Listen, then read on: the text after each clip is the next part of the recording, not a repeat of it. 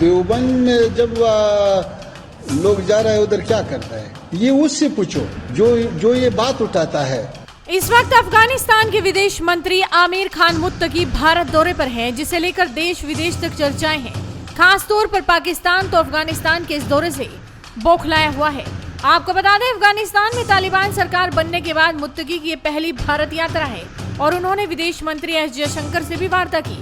اس دوران انہوں نے بھارت اور افغانستان میں ہمیشہ دوستی بنے رہنے کی باتیں بھی کہیں. افغانستان کے ودیش منتری عامر خان متقی نے کہا کہ اسلامک امارات کسی بھی طاقت کو انیہ دیشوں کے خلاف افغان اکشیتر کو دھمکانے یا اس کا استعمال کرنے کی انومتی نہیں دے گا.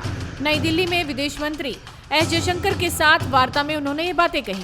دیوبند میں جب لوگ جا رہے ہیں ادھر کیا کرتا ہے ملاقات کرتا ہے نماز پڑھتا ہے اساتذہ سے ملتا ہے اور طالب علموں سے ملتا ہے. دیوبند تو اسلامی علوم کا ایک بہت بڑا مرکز ہے تاریخی مرکز ہے.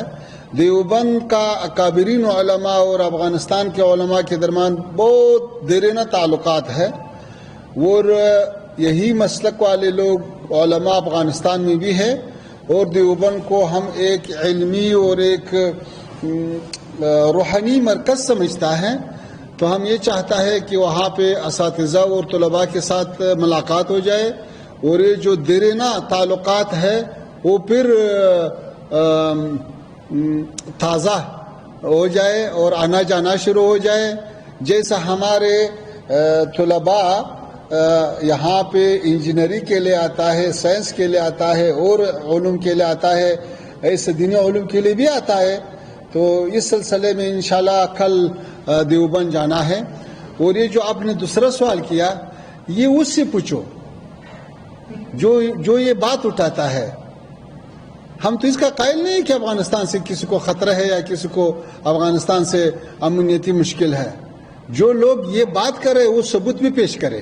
بتا دیں کہ افغانستان میں طالبانی سرکار کے ودیش منتری متقی کے یو پی کے سہارنپور ضلع میں استھت دارالعلوم دیوبند کے دورے کی چرچا بھارت افغانستان سے لے کر پاکستان تک ہے اور آج وہ دیوبند کے دارالعلوم بھی جائیں گے جس کے لیے خاصی تیاری کی جا رہی ہے. اور ان کے آنے سے پہلے دیکھیے دیوبند کے مسلم کیا بول رہے ہیں. ہمارے یہاں دارالعلوم دیوبند میں اس وقت افغانستان کے ایکسٹرنل منسٹر آ رہے ہیں متقی صاحب. ان کے لیے ہم انتظامات کر رہے ہیں. یہاں پر تقریباً 10 – 10:30 بجے تک یا 11 بجے تک وہ پہنچ جائیں گے. یہاں پر آنے کے بعد میں وہ پہلے دیکشا لیں گے تعلیم حاصل کریں گے اجازت حدیث لیں گے. اس کے بعد ان کو دارالعلوم دیوبند دکھایا جائے گا. دارالعلوم دیوبند دکھانے کے بعد ان کو مہمان خانے لے جایا جائے گا. وہاں پر ان کا ناشتہ کھانا وغیرہ ہے. اس کے بعد 3 بجے یہاں پر پروگرام ہوگا جس میں وہ عوام سے خطاب کریں گے. اچھا کس طرح کی تیاریاں آپ لوگوں نے ان کے آنے پر کی؟ دیکھیے جو ہمارے تو مہمان آتے رہتے ہیں اور ظاہر بات ہے ہندوستان کے مہمان ہیں وہ اور ہمیں ہندوستان کے مہمان کا خیال رکھنا ہے. ہماری کنٹری کے گیسٹ ہیں تو ہم ان کا اسی اعتبار سے استقبال کر رہے ہیں جیسے کنٹری کے گیسٹ کا کیا جانا چاہیے. اور کچھ کیا وشیشتائیں اس پروگرام کو لے کر؟ کوئی خاص وشیشتا نہیں ہے بس ہمارے تو نارمل آتے رہتے ہیں مہمان. دروازے دارالعلوم کے سب کے لیے کھلے رہتے ہیں. بس یہ کہ ان کا پروگرام رکھا گیا ہے جس میں وہ اسٹوڈنٹ سے اور یہاں پہ جو جنرل پبلک آ سکتی ہے اس سے ایڈریس کریں گے.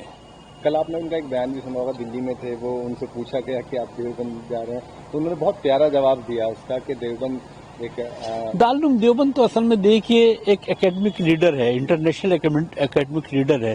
یہاں پر سبھی آتے ہیں اور ہر ایک سے اس کا ایک تعلق ہے. جو بھی اکیڈمک ہوگا جو بھی شکشا سے تعلق رکھنے والا ہوگا وہ کسی بھی دھرم اور سماج کا ہو اگر وہ واقعی شکشا سے سمبندھت ہے تو دارالعلوم دیوبند سے وہ یقینی طور پر متعارف ہوگا انٹروڈیوس ہوگا جانتا ہوگا اور یہاں سے ایک تعلق رکھتا ہوگا. یہاں آنا چاہے گا اور دارالعلوم دیوبند کی شکشا پدھتی کو دیکھنا چاہے گا کہ دارالعلوم دیوبند ہے کیا.